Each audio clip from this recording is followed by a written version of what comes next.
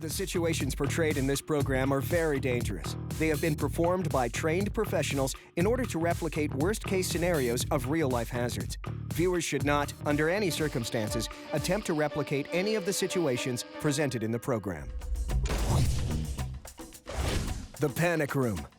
A fortified space designed and built to protect you and your loved ones from intruders. But with a price tag running as high as $500,000, the Hazard team wants to ensure this isn't a danger in disguise. So we've been seeing a lot of hazards that come from inanimate object or from inside your home. But we haven't looked at one very important hazard. Hazards from outside your home, from other people. That's why I've decided to make a DIY panic room, made out of stuff that pretty much everybody has at their disposition. Some cinder blocks, a little bit of cement, some rebar, and an old fridge door. This is my fortress. Nothing's getting through this. In North America, there are over 1,000 home invasions every day. Are you ready? So ready. All right. Brendan. Window. Okay, fine. Go.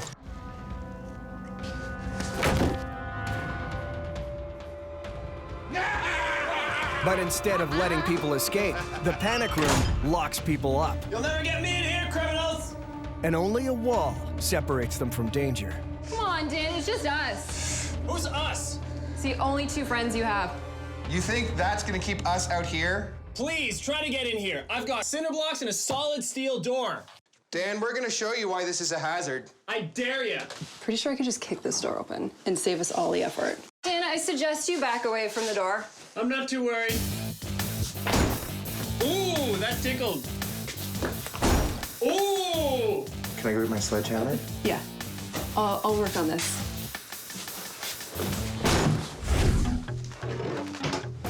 I think Dan has seriously overestimated the strength of his cinder blocks.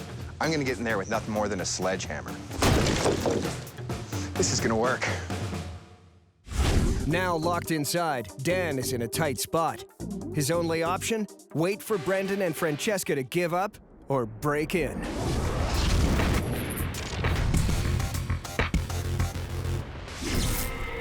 Before locking himself up, Dan sat down with Brendan to enjoy a cookout.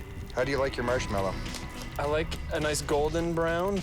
My grandfather taught me how to roast marshmallows. Did he? But you know what happens when boys get around a campfire. Nothing good.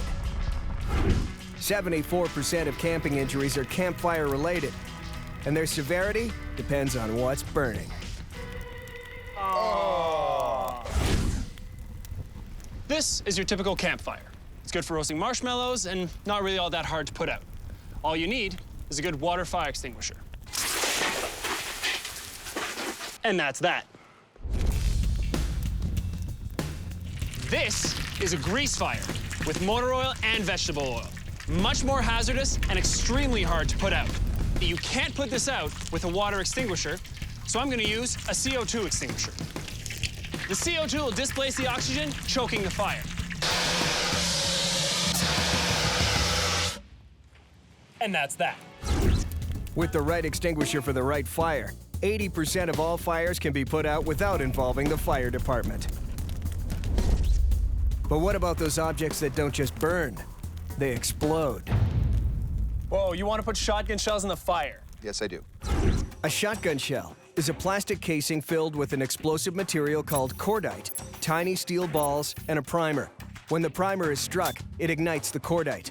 The cordite expands, pushing the steel balls through the chamber of the shotgun, firing them in the direction the gun is pointed. By putting the ammunition in the fire, effects expert Brendan is leaving them free to explode in any direction. You ready? Yeah, let's do it. All right, dude, here we go. This seems like a dumb thing to do, and it is. But this is what can happen when ammunition is kept unlocked and not safely stored. Brendan's shotgun shells are now resting in a fire burning anywhere between 300 and 600 degrees Celsius. As soon as the plastic casing melts, the cordite will instantly explode. That one's pointed right at us. Then we should be careful. Just like gunpowder, cordite is called a low explosive because its explosion velocity is slower than the speed of sound, and its force dissipates quickly. It may not be fast, but the pellets are still red hot and could easily take out an eye. We're seeing some shot all over the deck, but in the end, not really that hazardous. Sort of hazardous. It's molten balls of red hot metal. Please, all you did was damage our furniture with this. This is not hazardous. Do better. Oh, I'll show you. Like the young pyros across North America responsible for over 11,000 blazes a year, Brendan and Dan are pushing the limits of what you can put into a campfire. There you go. Were you gonna put it out? No, fire extinguisher in the fire. That's a hazard. Bring in the blast shield! Home fire extinguishers aren't just safety devices, they're also pressurized gas canisters that expand when heated. And Dan wants to know if this could make them lethal. So I think we need to get the fire at about 500 degrees Celsius to get the best blow out of this thing. What's it at now? I'm seeing 400, 490 I saw there. 490. I'll get it a little hotter. Is that hot enough? Plenty hot. How about a little bigger? We're off the scale. We're good. Little bigger? No, we're fine. Little tiny bit bigger? We're good. You sure? We've got our 500. No problem. Okay. Ready, Brendan? I'm ready. All right. 3, 2, 1. For each degree the canister climbs in temperature, the pressure inside rises by a factor of 10.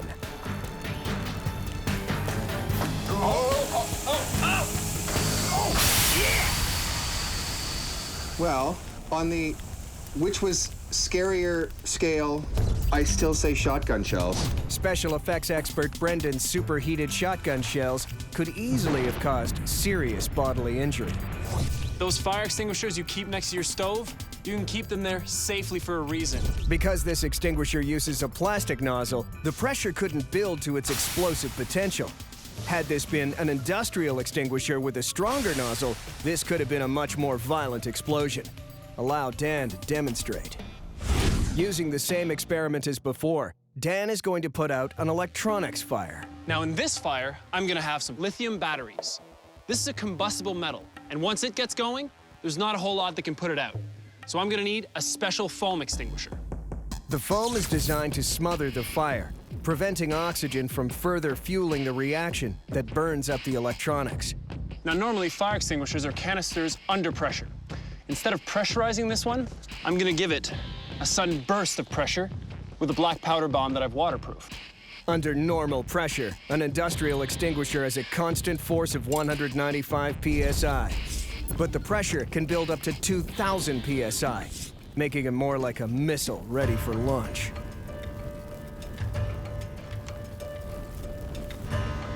And 3, 2, 1.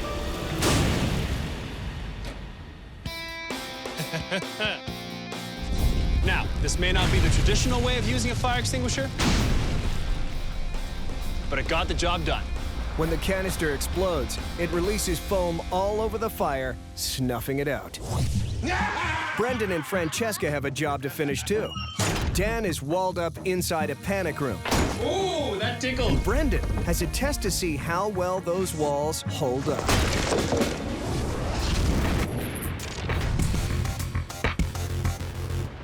I'm really not worried. I built this panic room out of cinder blocks and cement and rebar. Those walls can take 4,000 psi. I doubt that any of them can muster up that kind of strength. Bring it! All right, knock, knock. Who's there? I'm sorry? Cinder blocks are impossible to make without cracks and air bubbles. So builders compensate by using iron rods called rebar, which are then encased in concrete. Very difficult to break. Brendan! Brendan! What? I want to try. You guys are gonna be at this all day. Shut up, Dan!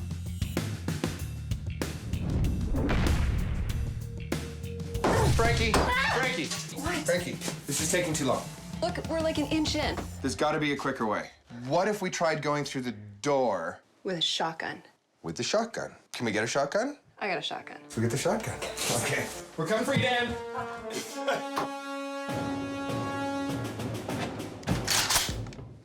Whoa. Brendan and Francesca have set their sights on the lock, which they'll attack from the safety of another room. All right, beautiful. But Dan and the panic room meant to protect him are now directly in the line of fire. All right. I'm coming out. The situations portrayed in this program are very dangerous. They have been performed by trained professionals in order to replicate worst-case scenarios of real-life hazards. Viewers should not, under any circumstances, attempt to replicate any of the situations presented in the program.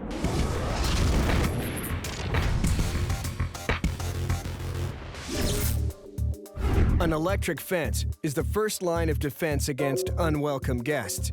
Some use enough power to stop a human heart, so you better be sure it's not you that's getting electrified. This is my store-bought electrical fence. It's powered by a 12-volt DC battery. When a person touches the fence, the current enters the body, forcing skeletal muscles to contract, and the person can't let go. But Brendan's fence has a regulator, which pulses the current, allowing the person to release his grip. Gives you a shock, doesn't kill you.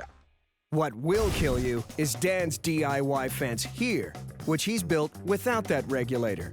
It's a deadly modification that some homeowners make.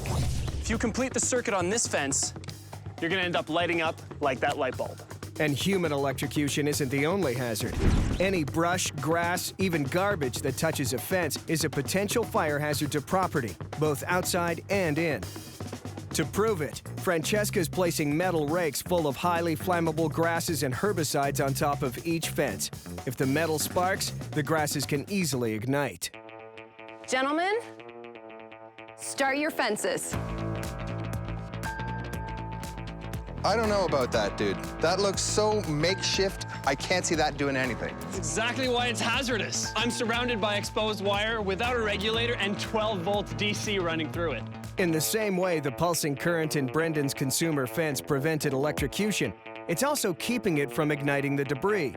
But how much of a threat is Dan's DIY fence? We've got some smoldering. Okay. Well, it caught fire.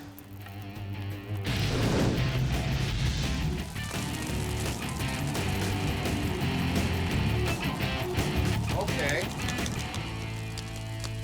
That's a fire. Okay, that's a fire. This is not so much a fire.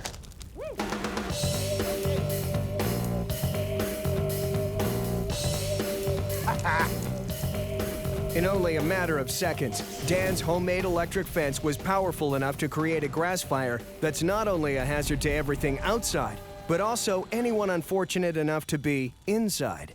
How are you gonna get out of that? Maybe you should get in. Maybe that's my cue to leave. Good luck with that.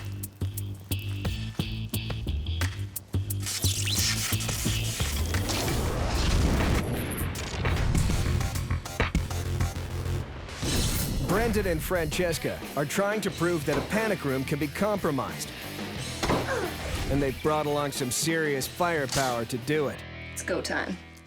Their shotgun is aimed directly at the lock mechanism of the door. If they break it, they get in. Plus, anyone locked inside would be a sitting duck because the gun is also pointed right at them. All right, ready? Yeah. Hopefully, it'll blast straight through.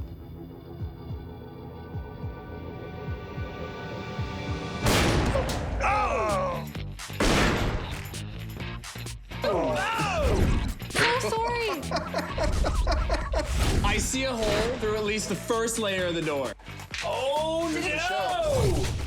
Oh, it's all the way through. This door is still pretty locked, though, eh? The shotgun blast penetrated both sides of the steel door. But if anyone was still alive inside, they'd be secure. The lock held up. So we shoot it again and shoot the lock. It's kind of blind lock. We'll just shoot it, shoot it, and shoot it till we happen to get the lock. And the problem with that is? I have a better idea. Okay, bring it in. Undeterred, Brendan is turning up the pressure, and anyone left inside is about to be flushed out. In the meantime, Francesca has an easier way to pick a lock. and it involves some unlikely tools.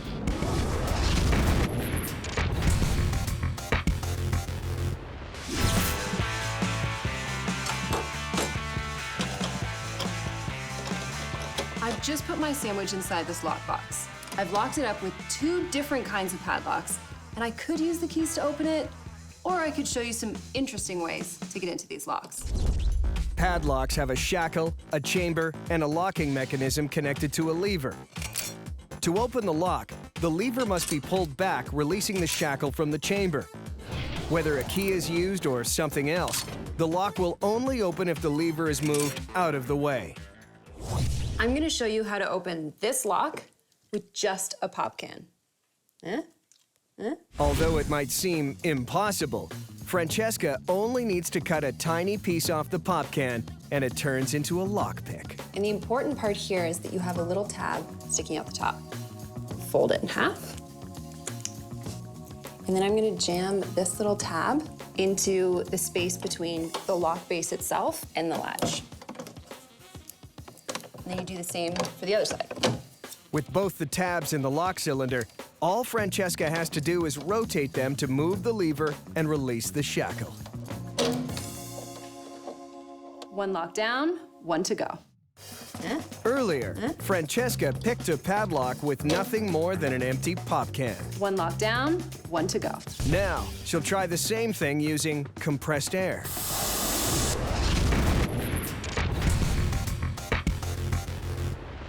The second one, I'm gonna open up using this gas duster.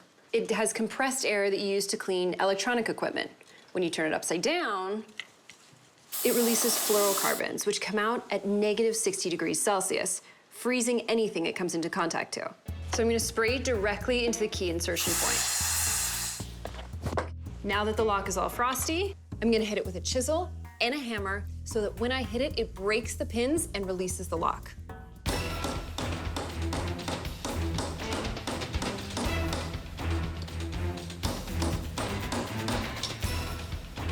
I need a bigger hammer. Back up.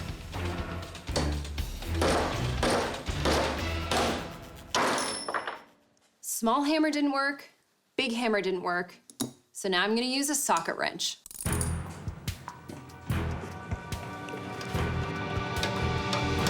Oh! Bam, that is incredible.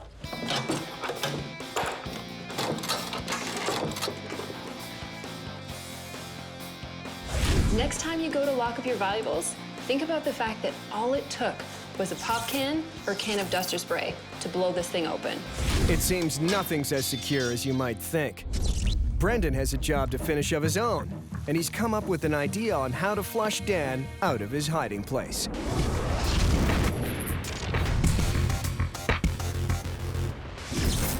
This is an industrial high-pressure washer. It shoots water at 40,000 PSI. It'll cut through steel, rock, concrete.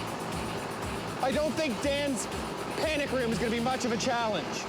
What is he gonna bring back to try and get through this? You guys should get back. Are you kidding me? Now. Did you get a pressure washer? Now. I mean it, get back. Brendan will attempt to use a high-pressure washer, a tool used to remove paint and grime and for demolition, which is exactly what Brendan has in mind. I can smell your defeat. By shooting water at over 40,000 PSI right at the door, Brendan is creating the same effect as erosion does in nature, except a lot faster. He's cutting through metal with water. I can see an outline. I think he's about halfway through now. You know what? Maybe he's through this sheet side, but it's one sheet of metal, insulation, and then another sheet of metal.